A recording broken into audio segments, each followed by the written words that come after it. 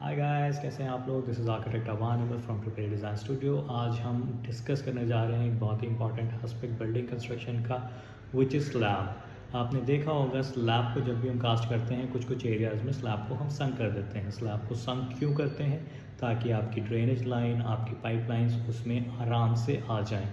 तो जनरली वो एरियाज़ कौन से होते हैं? आपका किचन एरिया हो सकता है, आपका टॉयलेट एरिया हो सकता है। So this is the very old and kind of conventional method of doing it. Nowadays what is happening, what we prefer to do is actually हम स्लैब को एक ही लेवल पर रखते हैं and instead of laying the pipelines on the floor we prefer to do core cutting और फिर उसके बाद ये सीलिंग के थ्रू आपके सारे पाइपलाइंस चले जाते हैं। तो what is the advantage of doing it?